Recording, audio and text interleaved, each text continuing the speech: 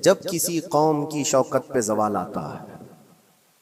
यूं ही कोई कौम नहीं मरती, किसी कौम के ऊपर जवाल आता है तो सबसे पहले उस कौम के अंदर सोचने समझने की सलाहियत खत्म हो चुकी होती है, तब जाकर के जवाल आता है।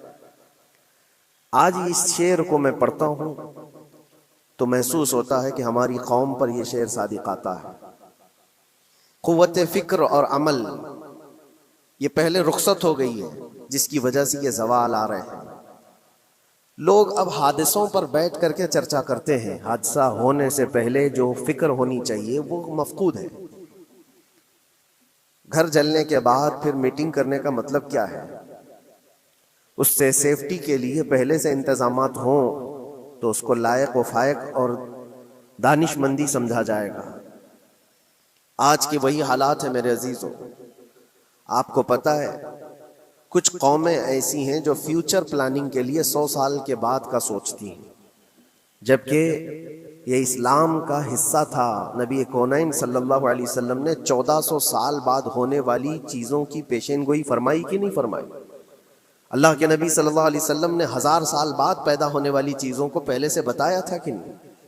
ये सारी चीज़ें नबी आखिरुज़्ज़मान सल्लल्लाहु अलैहि वसल्लम ने जो बताया, मतलब यही था कि उस वक्त के लोगों को जरूरत तो नहीं थी उन हालात की, फिर भी हुजूर उनको बता रहे थे सहाबा को।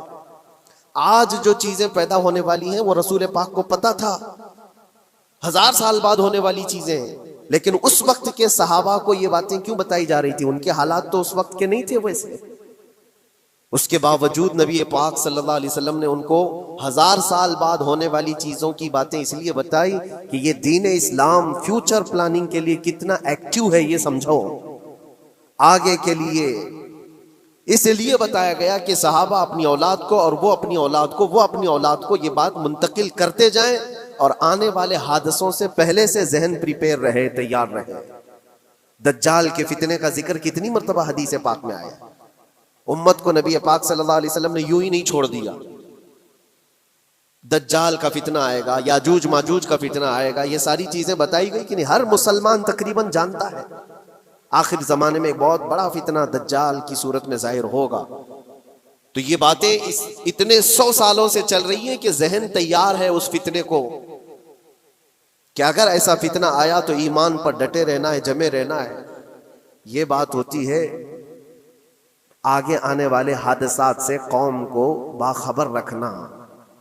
आज जो हालात हैं, जब कभी कोई चीज लुट जाए तो सारे लोग सड़कों पर आ जाएंगे या फिर किसी नशिस्तगाह पर बैठ करके रात भर मीटिंग करके चले जाएंगे। ये हादसे होने के बाद के जो हालात हैं, ये वही चीजें दर्शा रही हैं कि कुव्वत फिक्र अमल फना हो गई है। क़ियादत हमारे यहाँ मफकूद है, किसी एक कायद के तहत कोई सारी कौम आना नहीं चाहती।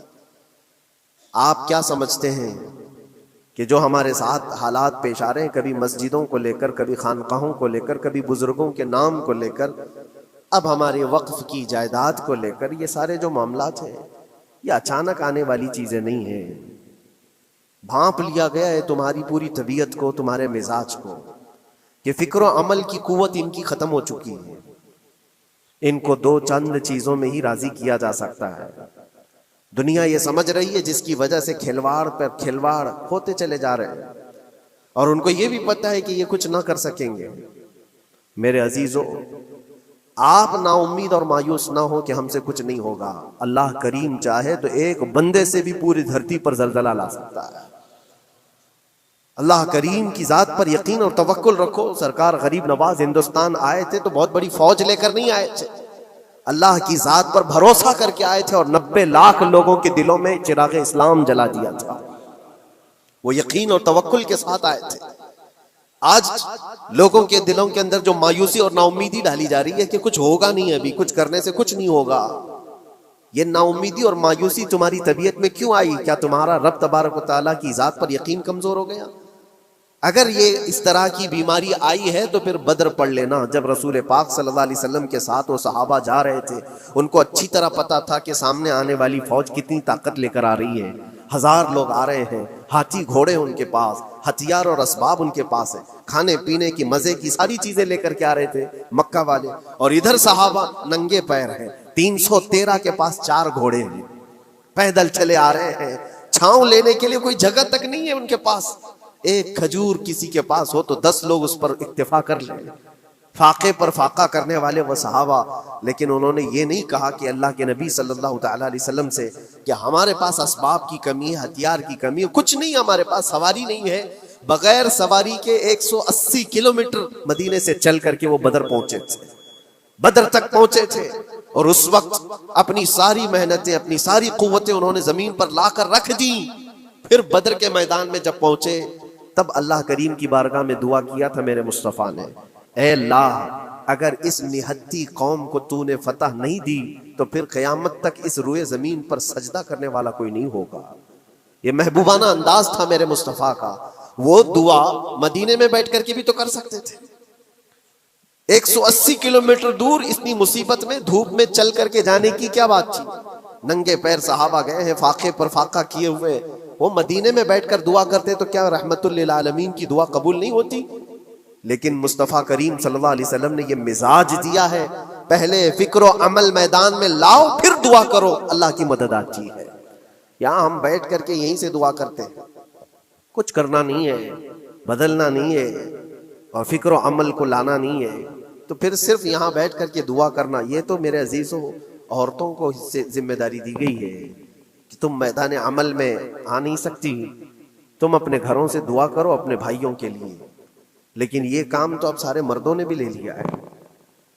बहरहाल कुव्वत फिक्र अमल पहले फना हो जाती है जब किसी कौम की शौकत पे ज़वाल आता है।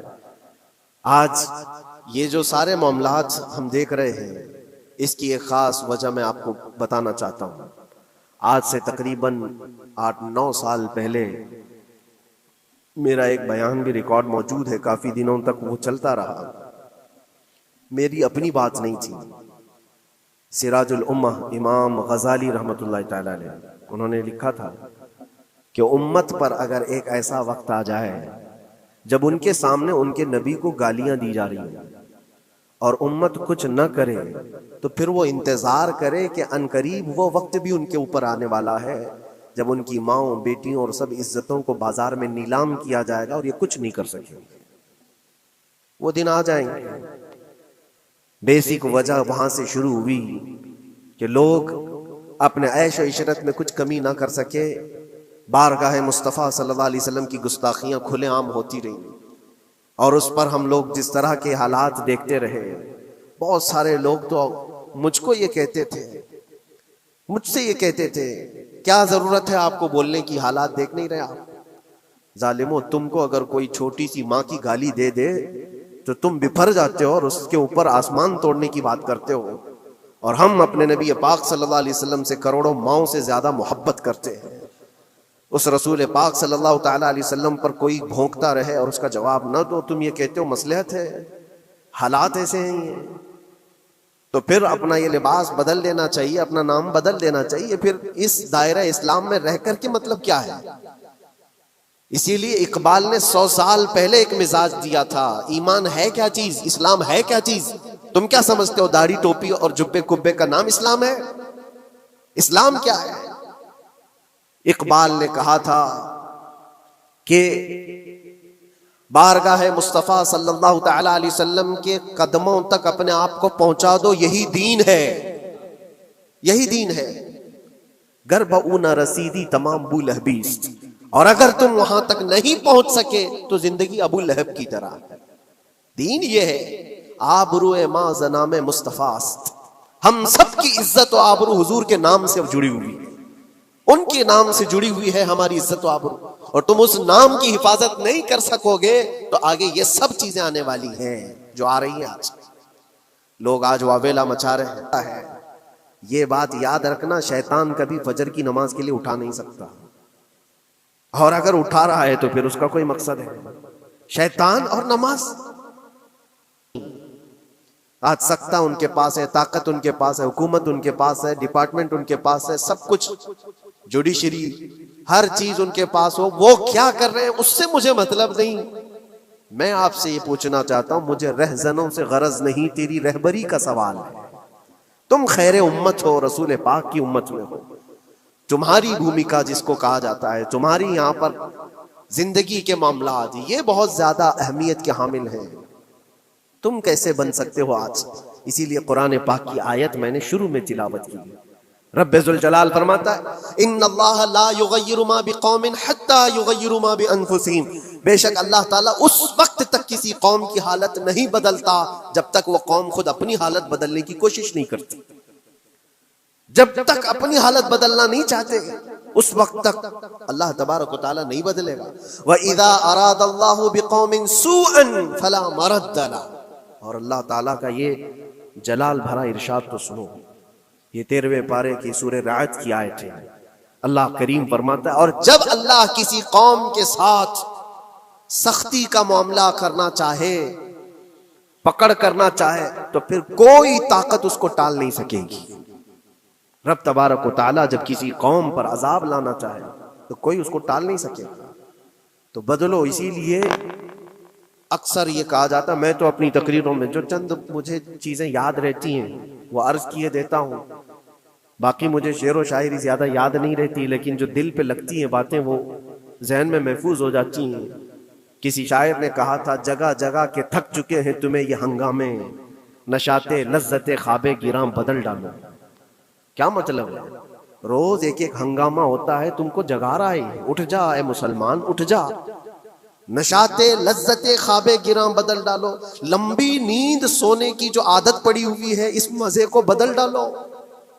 गलत रवि से मनाजिल का बौद बढ़ता है, मुसाफिरों रविशे कारवां बदल डालो। शायर ने कहा है, इधर उधर की लय में चलते रहोगे तो मंजिल लंबी हो जाएगी। जिस रास्ते पर तुम्हें चलना है, अगर बार बार इधर उधर मुड़ते रहोगे, गलत रवि इसको कहते हैं, गलत चलने से मनाजिल का बौद बढ़ता है, मंजिल लंबी हो जाती है, जहां पहुंचना था वहां पहुंच ही नहीं पाओगे। इसीलिए शायर कहता है, मुसाफिरों रविशे कारवां बदल डालो, काफिले के चलने का जो तरीका है इसको बदल लो तुम। ये पूरी की पूरी बात हम पर फिट होती है, चलने का अंदाज बदल डालो है नौजवान। जहां किसी के घर में आग लगी हो, धुआं उठ रहा हो, और अगर कोई नौजवान अंदर बैठ करके ये कहता हो कि ये सावन का मौसम है या फिर ये अबरे रहमत है, तो उसकी सोच पर हम क्या कहें।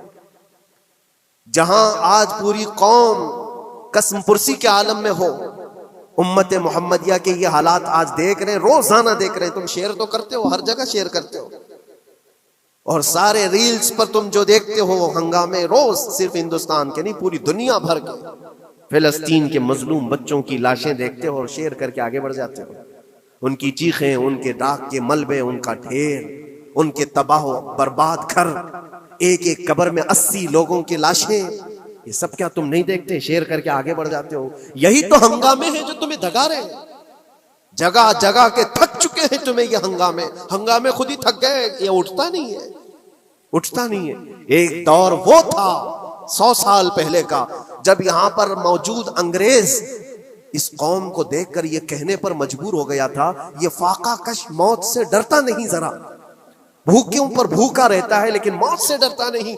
रूह मोहम्मदी इसके बदन से निकाल दो। रूह मोहम्मदी इनके बदन में थी, अंग्रेज थरथराते थे। इस कौम का कोई जवाब ही नहीं है। सबसे ज्यादा अगर किसी चीज से डराया जा सकता है तो मौत से, और ये कौम ऐसी है कफन तो अपने कंधे पर लेकर घूमती है, जहां मौत आ जाए सो जाए। ये फाका कश मौत से डरता नहीं जरा। रूह मोहम्मदी इसके बदन से निकाल दो। ये किसकी बात थी? अंग्रेजों की बात थी। और आज हालात बदल गए हैं। सारा का सारा जमाना तुम पर आज भूखे भेड़िया की तरह झपट पड़ा हुआ है। और इन हालात में मैं आपसे सवाल करता हूं, एक तरफ तेज आंधियां चल रही, एक तरफ घर के अंदर आग लगी हुई, एक तरफ भूख और प्यास की शिद्दत सता रही है, एक तरफ तुम्हारे भाई बहनों की बीमारियां सता रही हैं। जब इतने सारे मामलात हो तो ऐ नौजवानों बताओ तुम क्या करोगे उस वक्त? रात भर बैठकर गेम खेलोगे? क्या ये गेम खेलने का वक्त है? उस नौजवान पर क्या ये अफसोस नहीं होता कि उसके पूरी उम्मत के हालात ऐसे हैं कि बच्चों की चीखें निकल रही हैं और इसको पबजी से फुर्सत नहीं है, रील बनाने से फुर्सत नहीं है, ये मुजरे करता हुआ घूम रहा है। मस्जिदें वीरान क्यों है, खाली क्यों है?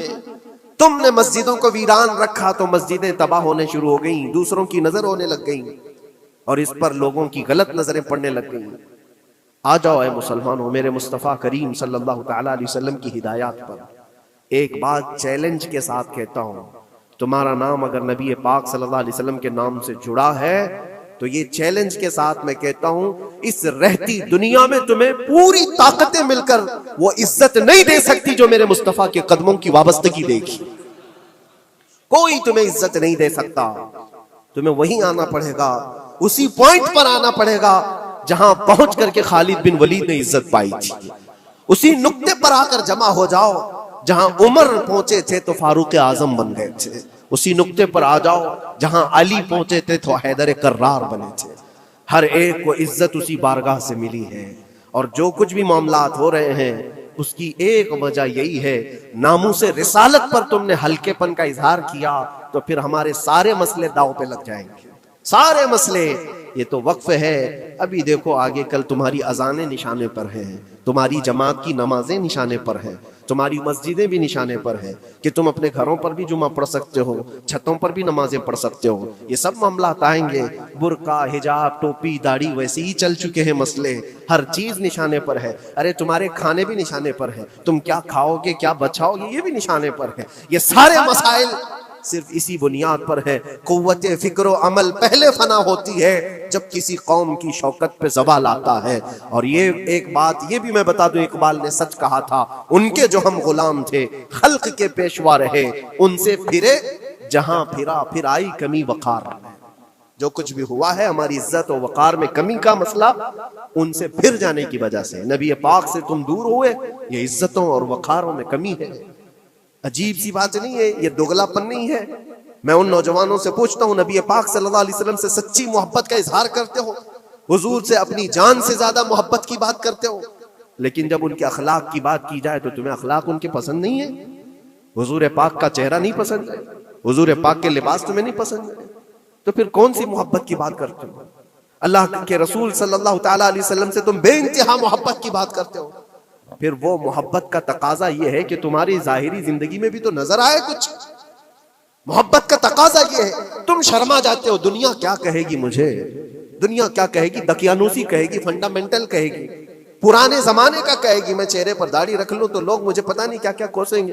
तुमने दुनिया के लिए अपने आप को बदल लिया, ये नहीं सोचा कि ये वही दुनिया है जो 4 दिन के बाद मेरी दोस्ती को लात मारेगी और 4 दिन के बाद मुझे कब्र में रख करके मनो मट्टी पर दबा देगी, और मुझे जाना तो है, फिर कब्र में मुंह दिखाना है तो उसी मुस्तफा को दिखाना। जहां ये नहीं पहुंच सकते वहां रसूल पाक होंगे। महशर के मैदान में जहां कोई सहारा नहीं होगा उस वक्त रसूल पाक तुम्हारा हाथ पकड़ रहे होंगे और तुमने उनका ख्याल नहीं किया।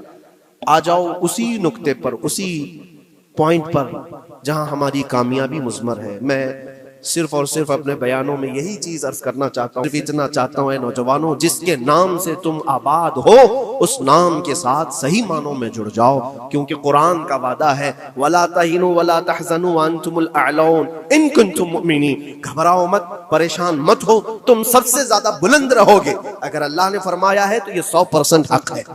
अल्लाह ने फरमाया है तुम सबसे ज्यादा बुलंद रहोगे, लेकिन आगे रब फरमाता है इन कुंतुम मुमिनीन, अगर तुम सच्चे ईमान वाले हो जाओ। और ईमान किसको कहते हैं? ला युमिनु अहदुकुम हत्ता अकूना अहब्बा इलैहि मिन वालिदिही व वलदिही वन्नास अजमईन। मेरे आका फरमाते हैं ईमान उस वक्त तक कंप्लीट नहीं होगा जब तक तुम अपने माँ बाप औलाद और सारी दुनिया से ज्यादा मुझसे मोहब्बत न करो। ये है। और आखिर में मैं यही कहूंगा, हर मसले का हल, सारे तमाम इश्यूज का खुलासा, इलाज एक ही चीज में है कि मोहम्मद से वफा है तो हम तेरे हैं। ये जहां चीज है क्या, लौहो कलम तेरे हैं। लोग इंतजार में हैं, बहुत सारे लोग ये पूछते भी हैं हमें क्या करना चाहिए, हमें क्या करना चाहिए। जुल्म पे जुल्म होता जा रहा है, जालिम अपने अंजाम पर जरूर पहुंचेंगे, क्योंकि कुरान में अल्लाह का वादा है वसयअलमुल्लज़ीना ज़लमू अय्य मुनक़लिबिन यनक़लिबून। अनक़रीब जालिम ये देख लेगा कि अल्लाह उसको किस पलटी पर पलटाएगा, किस खाई में गिराएगा, उसे अंदाजा भी नहीं होगा, उसके बुने हुए जालों में वो खुद फंसेगा। जालिमों की एक लंबी तारीख है और उनको भी पढ़ना चाहिए जो आज जुल्म कर रहे हैं, लेकिन तुम्हारा किरदार क्या हो, इस सिलसिले में जो हमारे बच्चे या नौजवान सवाल करते हैं क्या करना चाहिए। पहले सबसे पहली चीज मैं ये कहता हूं, जितना खो चुके हैं, जितने जा चुके हैं और जो अब बर्बाद हुआ है, इस चीज पर मंथन करना, इस चीज पर बैठकर मीटिंग करना, उससे पहले मैं चाहता हूं कि आगे होने वाले नुकसानात से पहले अपने आप को बदल लो। आगे जो बड़े हादसात आने वाले हैं, आगे जो बड़ी आंधियां आने वाली हैं, उससे पहले अपने दरवाजे ठीक कर लो, अपनी जिंदगियां सुधार लो। जो हो गया अभी, ये नुकसान तो बहुत बड़ा नुकसान है उम्मत का। जो कुछ भी हुआ है, मस्जिदें, माबदें, खानकाहें, मज़ारात, औलिया की जात, बुजुर्गों के नाम, कुरान, इस्लाम, दीन, ये सारी चीजों पर जो हमले हुए, लेकिन आगे चल करके तुम्हारे वजूद पर सवाल होगा, तुम्हारी नस्लों पर सवाल होगा, तुम्हारे इल्म दीन पर सवाल, तुम्हारी मेहराब पर, तुम्हारे मिंबर पर। कल को देखना, ये आजादी भी खत्म कर ली जाएगी, मिंबर से कोई खुले आम बोल भी नहीं सकेगा। ये आज जो हम बयान कर रहे हैं, आगे चल करके देखना, ये आवाजें भी बंद कर दी जाएंगी, ये खुले आम कोई मौलवी बोल ना सके, जो हम चाहें वही बोले। मेरे अजीजों, उस वक्त के उन हादिसों से बचने के लिए मैं कहता हूं, अभी अपने आप को बदल लो। मुसाफिरों, रविशे कारवां बदल डालो, उठो वगर न हश्र न होगा फिर कभी, दौड़ो के जमाना चाल अपनी चल गया। अल्लाह करीम हम सब की कुव्वत फिक्र अमल फिर से अता फरमाए।